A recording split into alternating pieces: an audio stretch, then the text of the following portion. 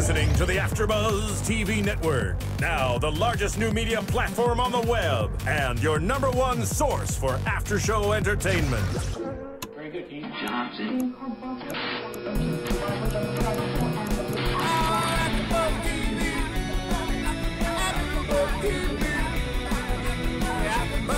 The AFTERBUZZ Studios in Los Angeles, California, presented by Maria Menounos and Bing.com, and streaming live thanks to Akamai Technologies. This is AFTERBUZZ TV's 666 Park Avenue After Show. We'll break down tonight's episode and get you all the latest news and gossip. If you'd like to buzz in on tonight's show, you can buzz us at 424-256-1729. That's 424-256-1729. And now, another post-game wrap-up show for your favorite TV show. It's AFTERBUZZ TV's 666 Park Avenue After Show. What's up, everybody? Bing is for doing, and we're doing it here live at the AFTERBUZZ Studios. You're watching 666 Park Avenue, Episode 5. A crowd of demons, which is very appropriate because it's Halloween week. And if you're wondering why I look so crazy, it's because I dressed up for Halloween as a zombie killer for a previous show that I did here for AFTERBUZZ for Walking Dead. But I am Derrial Christon, and I'm joined by Michelle Gracie and JJ Jurgens. Wow, the best company anybody could possibly have. Aww. All right, guys, so I actually thought tonight's episode was probably one of the best episodes that they've given us for 666. So let's start right at the top. We have Peter, Mr. Peter Kramer at the beginning of the episode, who we see on the elevator having a conversation with another guy who I don't think they gave his name, actually. But he mentions that they're having a conversation about blood on their hands and it seems to be some shenanigans, some evil shenanigans that are going on. We see Peter go into his house or his apartment in the building, and he's talking to his wife. He said he has a long day. He has a little daughter who was very interesting because we have seen this little girl in the previous episode. She's been the one who's been communicating with Jane, and we couldn't really understand their relation as of yet. But we realized that that's his daughter, and we also see that Peter has some disturbing things that takes place after that. He goes in, he grabs a hammer, he proceeds to hit his wife, and the little girl runs underneath the bed. When she runs underneath the bed, we see that the mom falls down with blood on the ground, and Peter's looking for his daughter. And one thing that I noticed is that last week, at the end of the episode, Jane opened up the suitcase, which the little girl kept telling her not to open up the suitcase, not to let out the thing that was in the suitcase, and it was actually that black smoke, and it was Peter. So what did you guys think of that opening tonight? I mean, we obviously got a little bit more of who Peter was coming out of that suitcase. Were you expecting that? What did you guys think? JJ, I'm going to defer to you. No, I wasn't expecting it. I thought, I'm with you where I thought this was a really good episode. I thought there was so many different turns and twists that I didn't see coming this time that kind of really sucked me in. And you're actually who reminded me that guy came out of the black dust from last time. But I think we have all talked about now, since the little girl got the necklace from her mom and then said, keep it in the family. So I think we're all kind of guessing now that the little girl that we thought maybe was, somebody else now could be Jane's grandma. Now, when you said that, I hadn't done the math, but that makes a lot of sense. It could be that's the reveal, because we see her give Jane the necklace tonight, and that necklace subject obviously keeps coming up. So hopefully we'll find out in the next couple episodes what exactly that relation is with those two. But it does make sense that it could be the grandmother at a young age. So within that, we see that Peter seems to be going after Jane a lot during this particular episode. His choice is obviously a hammer. Towards the end, we see him actually go in and try. Well, to start over, there's a big Halloween gala that Olivia and Gavin are throwing at the apartment building. So there's all these different things that are going on within this apartment building, which we'll get into a little bit later. But we also see that later on, Peter is actually, Jane sees Peter in the elevator, sort of recognizes him, but can't really figure out how she recognizes him at first. And later on, you realize that he's after her. She's running around in different components of the apartment building, and he's chasing her with the axe. Towards the end, he goes after her. He goes to hit her with the hammer and actually hits the wall, and a flock of birds fly out, which we'll get into a little bit later. So, what do you think the story is of why he's trying to kill her? I was trying to figure that out. This is one of those times where, like, I love this episode, and many parts of it were great, but and I believe in afterlife and before and after and spirits and everything, but it was so confusing to me watching it, because it's like, so he's real, or he's a spirit, or he's a ghost, or he's real, and then he's like killing a real guy, but then the real guy gets like sucked into the floor. I don't know. They kind of lost me a little bit this episode. Yeah. Well, and he was also saying, and I didn't write this one down, but he was telling her that he's going to help her, and like in heaven, like she'd be better off in heaven. So I'm not sure what his whole.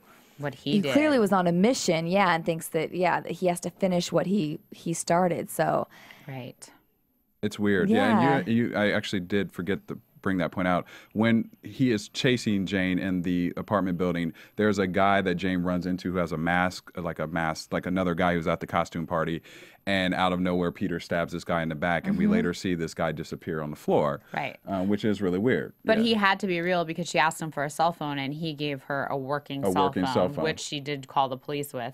So it's kind of very confusing. Real, not real. I think they were real. I think it was another case of like when we watched, was it episode 1 or 2, where the guy gets sucked into the wall? Yeah. Right. So I think it was another example of that. Right. But. And with the revelation of the birds coming out, clearly makes sense. Clearly that makes sense. But with the birds, we had this conversation a couple weeks back with the episode, because the birds, once again, like we said, reappeared in this episode. They seem to be helping Jane this particular time, where when we were speaking a couple weeks back, I personally thought that they were evil birds. I believe that they had evil birds. I thought you were going to give me a cool sound effect. That's Steven in the engineering room. That was a nice. That's all I got. That's all you got. I like that. That was good. But they seem to be helping Jane tonight. Yeah, so. and I agreed with you that last time, because we watched them, swarm around the penthouse the last penthouse, time. Yeah, and it looked like they were very evil. And then this time it looked like they were helping her. Good birds helping her. I know. I was confused by that too, because it's like, which one are they, good or bad, or they just decide to flip a coin this day and Yeah, because I thought that Gavin was kind of controlling them, but clearly he's not, at least not in this episode. Yeah. So we have, the Peter character. We see that towards the end, he kind of is after Jane. We figure out, they give a little bit more information about him. Obviously, we find out that he's the little girl's father, and everything is a sense of reality, but doesn't seem like a reality. I guess we still sort of haven't figured that out. In this episode, we also have Jane and Henry at the top, where Henry is at what seems to be like the local New York news, and he's being interviewed by the team there because he had stopped the gunman in the previous episode at the parties. They have a lot of parties in this apartment building as well. So he's socialites. That's what happens in New York City, the socialites. So he's being interviewed, and Jane joins him on the interview, and she is waiting kind of in the background behind the cameras. The interviewee, the reporter, she is talking about she knows that he doesn't have a ring on his finger and how he's an eligible bachelor. And at the end of the interview, he reveals that he does have a girlfriend, and she kind of tells him, hey, you should probably keep that to yourself. As a man in this city, I'm sure there will be plenty of people who are going after you. And it's better. I think she said it's better for the story, for his lifestyle. So we get within that scene, we also get the introduction of Laurel Harris, the young PR media maven. I noticed that you guys did not like the fact that she appeared so young. Yes. Yeah. You didn't believe that she... Yeah, she's a media consultant. It's like you look like you're 18 years old, poor casting, absolutely very poor casting. I don't believe that you have the experience or the knowledge and are that knowledgeable that you're going to be a media consultant. Yeah, we both agreed with that one. That was the first, like, I've loved their casting this whole time. But yeah, I don't know. She just, I was thinking it and then you said it and I was like, yeah, it just does. It's not clicking for me on that one. That was a favor to the director or somebody. I don't know. But what about all the young PR girls? You know, I mean, she kind of fit into that mode. It just, there was something not real about it. There was just, I don't know. No, consultants usually have like, 15 years under their belt. She looks like she's fresh out of college, 24 years old. A media intern, perhaps, at the PR consulting firm. Yeah. I also think it's interesting how everybody seems to think they can continue to talk about his personal life. Like, it's been brought up in a few episodes now. People telling him basically, to enjoy his single life and kind of disregarding Jane a lot. Well, it seemed tonight that Laurel kind of got a little bit more out of Henry that alluded that it's actually Jane who doesn't want to get married per se. It's interesting, and we'll see how their relationship kind of prospers in the next couple of weeks, because it seems that a lot of people are after this Henry guy. People love Henry. We also had in this episode Louise and Brian, speaking of relationships. So Louise, we open on the scene where Louise is on the couch in her bras, and she's sitting there with Dr. Scott. And Brian opens the door, and to his surprise, she's laying there and he seems to be getting a massage or something from getting her ribs checked. Her ribs checked from Dr. Scott. Brian's not too happy about that. Louise, sort of seemed a little clueless to the fact that maybe there might be something wrong by this doctor sitting there. And Brian kind of catches her in a little bit of a lie, because I think she said that she had met the doctor on the elevator, but then it kind of came out that she had seen him several times before that, so that didn't sit too well with Brian. So what did you guys think of Dr. Scott and his addition to the show tonight? I mean, it was just really funny, the whole, so it's alluding to them having an affair when really, she has a drug problem, right? But I mean, it was just so silly. The writing right now, I feel like, is a little bit silly. Like the whole, what doctor, a good-looking doctor in New York is really going to go to a woman's apartment and examine her? Right. Usually he wants a nurse or an assistant with him, unless he wants a lawsuit. So it just is like, oh yeah, let me come check out and feel up your stomach. Right. And what guy is going to be calm when he walks in and it's like his wife is on the couch with, no. It was so silly. Well, I also felt that the drug addiction kind of came out of nowhere. Yeah. I mean, they just kind of jumped right into that storyline, I felt like. Well, because we didn't see them at all last week. Right. Like anything. Yeah. And even before that, when she was in the hospital, I guess it could be realistic that once she got out, she still had this serious pain, and she needed to that's how she got addicted to it. But it just seemed like that storyline kind of came out of nowhere to me. They didn't really justify it. It didn't really justify the scene. Yeah. But I did enjoy somewhat of the Alexis role within that tonight, because we see jumping into the Alexis part with the relationship with Brian and Louise. But Louise is talking to Brian. She apologizes basically for her misconduct and her moves that she had pretty much put on him, and he says what he says, basically saying that he was okay, kind of moving forward with everything, no hard feelings, and she was pretty deceiving in this episode. I mean, she caused a lot of the hecticness that happened. So we see her later on at the party, the Halloween party that Gavin and Olivia are throwing, and we see that she has Louise has an idea to set her up with the doctor, Alexis up with the doctor. So what I thought, hey, this is great. They're going to have a little relationship. It was throwing me off a little bit, because I was like, isn't Alexis supposed to be so evil? But then she seemed to be into the doctor. But we see her take his cell phone. Later on, she uses the cell phone to leave a fake message on Louise's phone, correct? Was it Louise's phone from the doctor saying, meet me upstairs? Brian sees Louise and the doctor go in the elevator because they're actually going to try and get her more medication because when Louise is at the party, she's complaining about her still having pain. They get on the elevator. We'll talk about it a little bit later, but there's a masked man who comes in, takes the electricity goes out in the elevator because of the masked man. And we see that Brian later on is looking for Louise and finds the phone. A little bit of drama there because of the fact that he thinks that the doctor has left this message for Louise, decks the doctor, and the drama continues. What did you guys think of that particular reaction from Brian with the doctor and Louise and Alexis' role within that entire situation? How do you guys like her? Do you guys like her, first of all? Oh, I hate Alexis. She's the worst. And Louise is pretty bad, too, because she's letting all this go down right under her nose, and she doesn't even know it. Or she's kind of just, like, inviting it, I guess maybe because their relationship is so mediocre at this point. But I don't know. What do you think, JJ? Yeah, no, I agree. I mean, I knew when Alexis was apologizing at the beginning that no, there's no way she was going to go from being so slutty and, evil to like, oh, snap. But yeah, so I knew she was going to do something tonight. But I'm with you. I'm not a big fan of Louise's either. Like, she's not a good wife, and she's pretty, I think, self-absorbed. Superficial. Yeah. So because of that, I actually don't mind Alexis like stirring up trouble just to kind of see, what happens. And I did appreciate that Alexis showed up in the naughty nurse outfit. I just have to throw that in. I must say that for all my fellas who are watching the show. Alexis looked damn good. She looks a little bit like Nicole Kidman sometimes when I look at her face.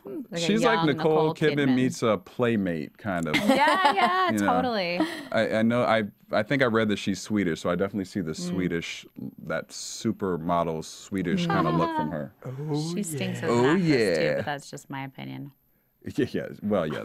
I will give you that. All right. So then we also have Gavin and Olivia. We had an interesting kind of twist tonight. Sort of at the beginning of the episode, Gavin and Olivia are out. I think they're out in the city preparing for the party, maybe doing a little shopping. Gavin gets a mysterious phone call where he is basically threatened. He actually has a text message, right? He gets 3 text messages, and it is basically revealed that he is being watched by someone. That car came flying he said, out of the blue. You're going to pay for everything you've done. Just thought I'd introduce myself. Next time I won't miss. What a twist. Yeah. And and then Olivia standing there, and as you mentioned, Michelle, she almost gets sideswiped by this big black suburban truck thing going on. And then the text says, like you said, JJ, that next time I won't miss. Now, the funny thing is, Gavin to me has always seemed evil, but tonight in this particular episode, he seemed more human-like to me, like a normal kind of guy. What did you guys think? Vulnerable. We saw more of a vulnerable side from him. The best villains are the ones that can actually, actors who can actually get the audience to feel some kind of compassion for them. And he is doing a great job of that. Yeah, I agree. He has a dynamic way of like kind of showing both sides of things. It was nice to see it, and I just want to know who this guy is. Yeah, do you have any idea who you think this guy is? Well, so I have one guess, but so then I'll answer that question. But within the episode, we see he has a box in his safe, and we see that the safe has been the gas guy robbed the safe and took out a couple items from the safe, and later on the gas guy is. Olivia invites some of her friends up to the room. It was Peter's. Was it Peter's room? Yeah, it was originally Peter's apartment. It was originally Peter's apartment, and Peter, of course, once again is the guy who killed his family. I'll call him Smoke Man, Peter Kramer. And Olivia invites them up and tells this like spooky story about how this is the room where he killed his family. And one of the friends, actually, I think she left because she was a little nervous. And the other friend walked in, and Olivia basically says, "You can only, you probably will only be able to stay in this room for 5 minutes, and I'll give you a spa. I'll give you a spa package or something like that." And as the friend's in there, Olivia's standing there, and we see this image of a man or shadow or something behind her, and it's, I'm going to call him Gas Man. She turns around and is sprayed with something. And later on, she is laying on their terrace, and we we see that Gavin's looking for her. He's very concerned because of obviously the messages he's been getting and been getting threatened throughout the party. So he decides to go look for her. He knew that something was going on with the lights going out. He's very concerned about Olivia. He finds her on the terrace. She's passed out, but she kind of wakes up like, it was like Sleeping Beauty to me almost. She wakes up and she doesn't remember a thing.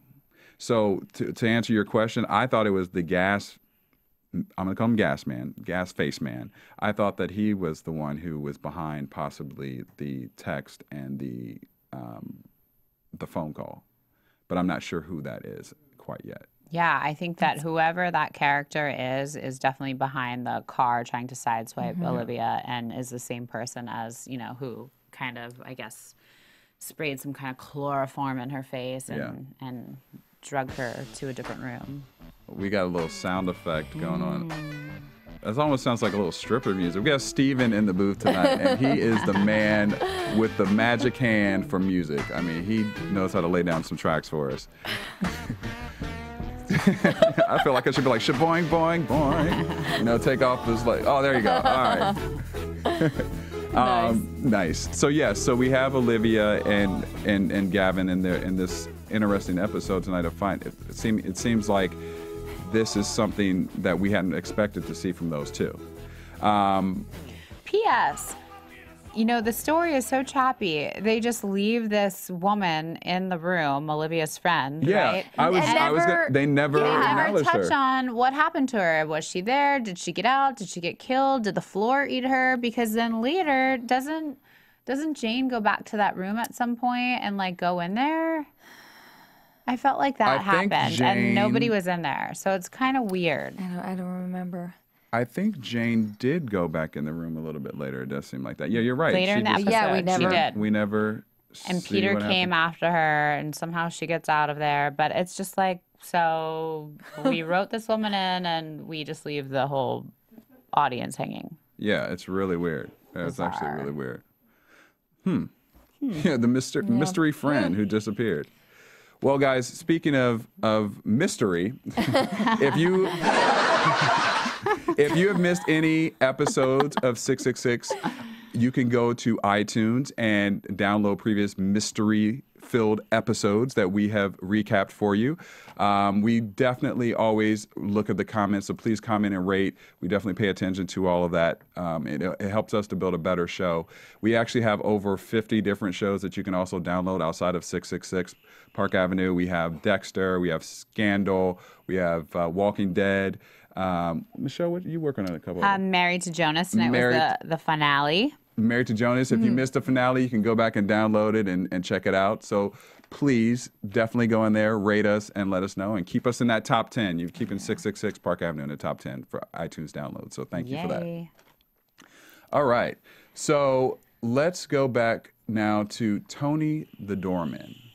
All right. So Tony, he played a little bit more role tonight in helping out Gavin.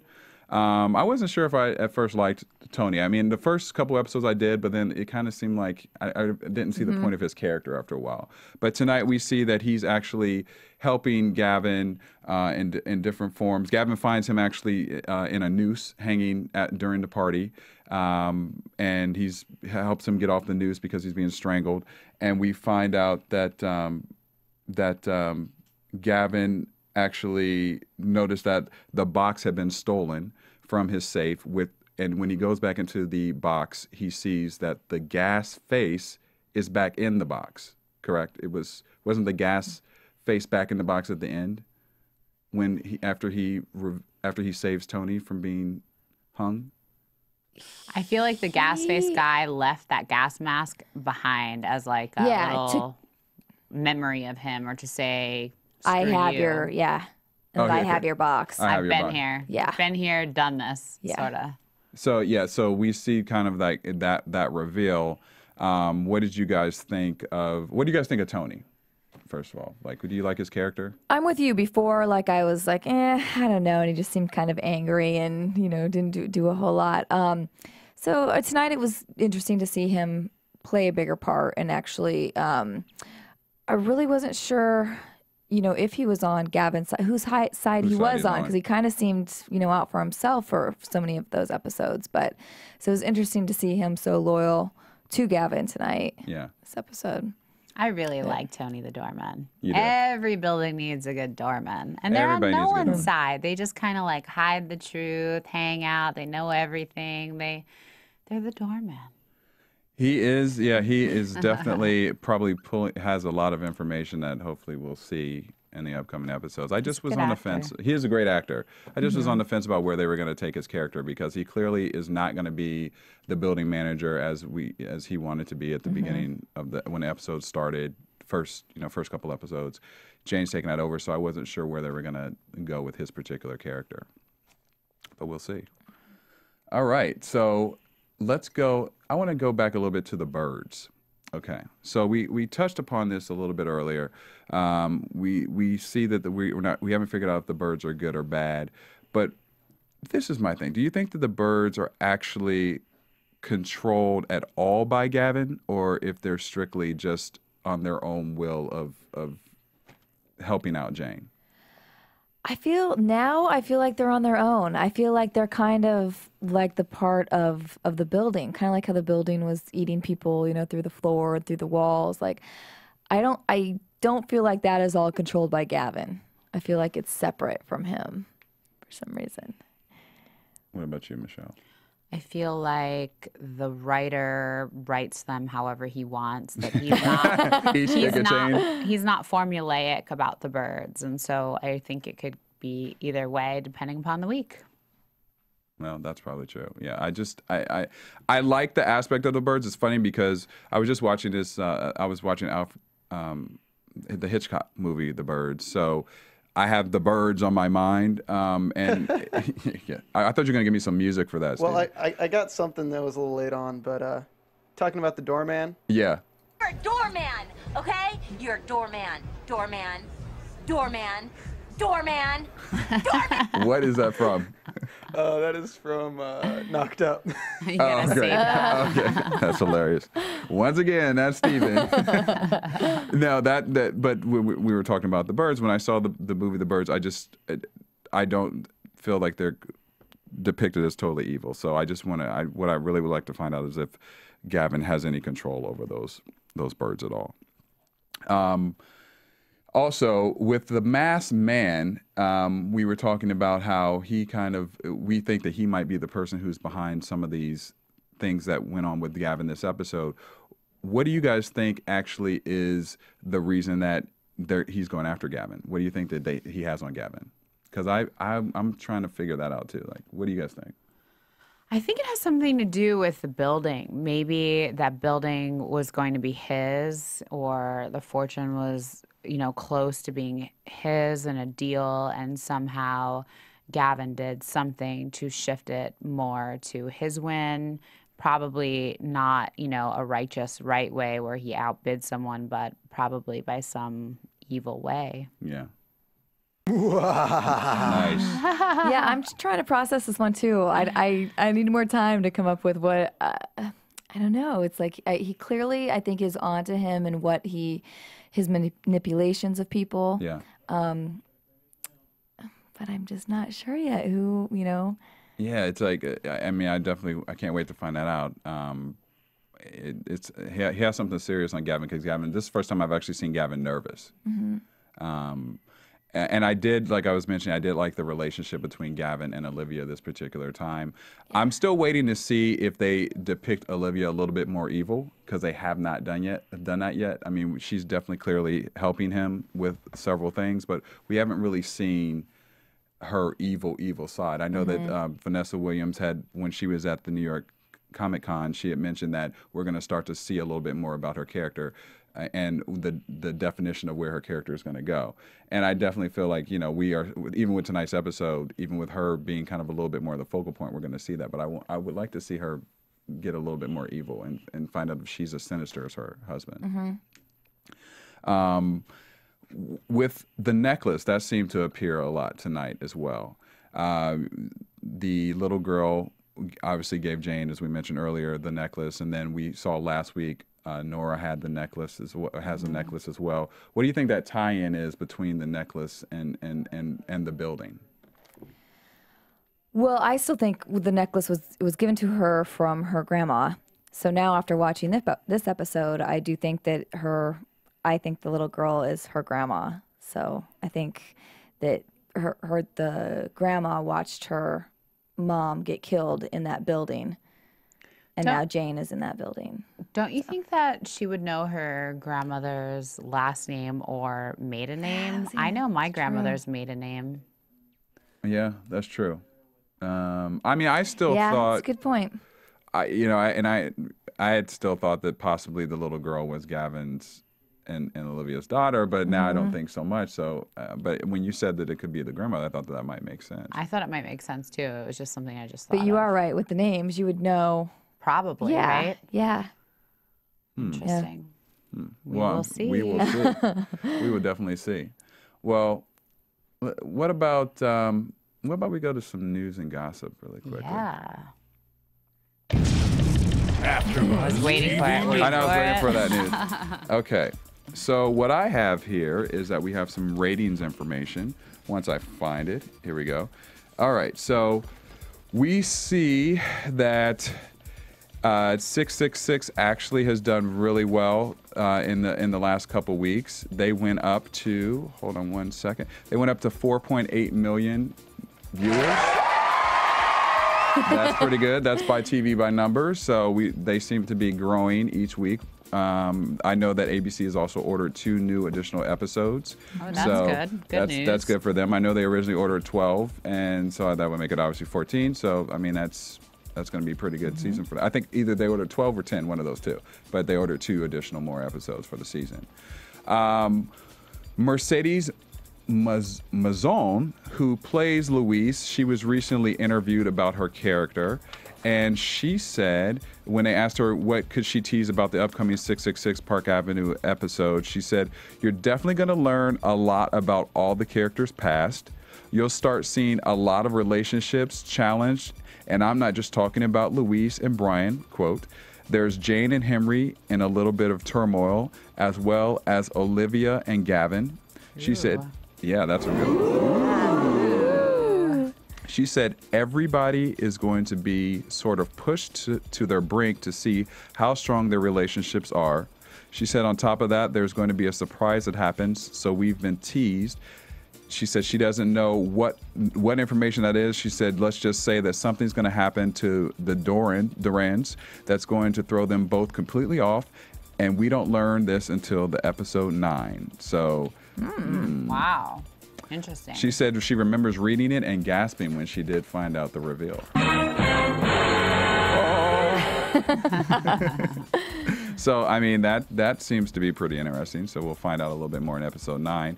I also have some information on, you had given me information, JJ, last week about the building, and I found out a little bit more about the apartment building for 666.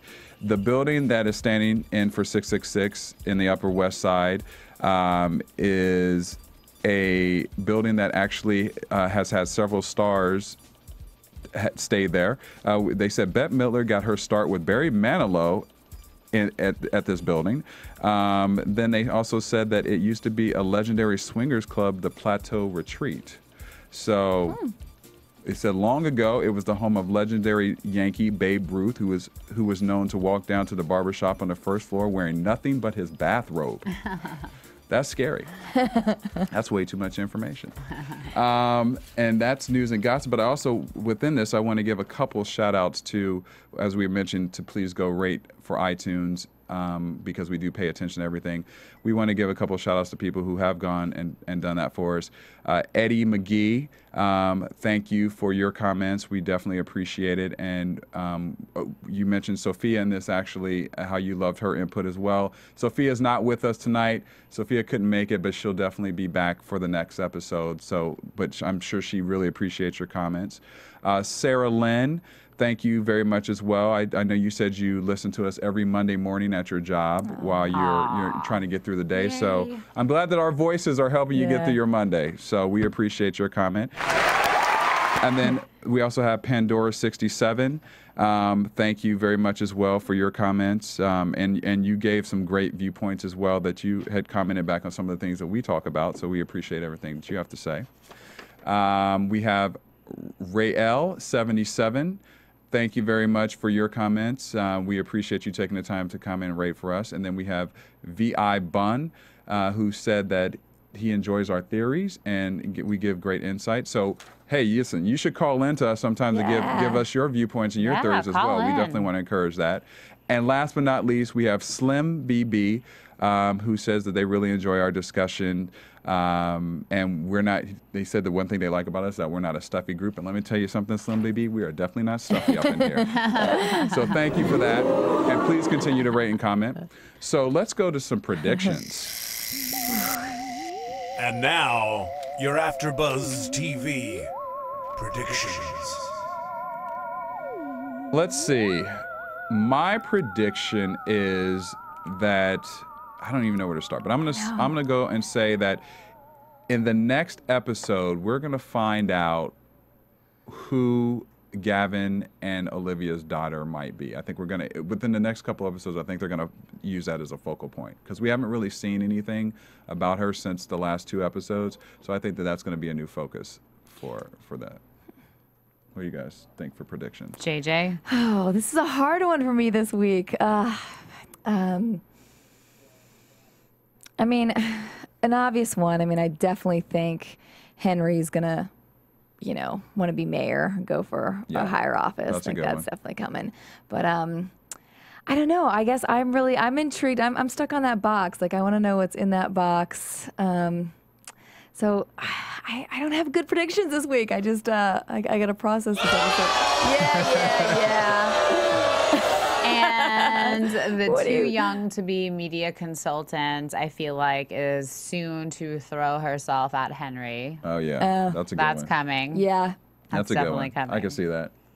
Yeah. Well, like she said, he is an eligible bachelor in New York City. So, well, cool. Where can everybody be found? Okay, Steven, where can everybody be found? Hey, guys, you can check out my blog at missmanizer.com. JJ. And I am at Twitter at JJ Jurgens or jjjurgens.com. I'm Derrial Christon. You can find me at DERRIAL, last name CHRISTON on Facebook and Twitter. You have watched episode 5 recap for 666 Park Avenue, A Crowd of Demons, which is very appropriate for the week of Halloween. Please be sure to listen to us next week because I know it's going to be another episode that's going to be exciting and a little bit more reveals. Thank you guys, and we'll see you then. Thank you. From Bing.com, executive producers Maria Menounos, Kevin Undergaro, Phil Svitek, and the entire AfterBuzz TV staff, we would like to thank you for listening to the AfterBuzz TV network. To watch or listen to other after shows and post comments or questions, be sure to visit AfterBuzzTV.com. I'm Sir Richard Wentworth, and this has been a presentation of AfterBuzz TV. Buzz you later. The views expressed herein are those of the hosts only and do not necessarily reflect the views of AfterBuzz TV or its owners or principals.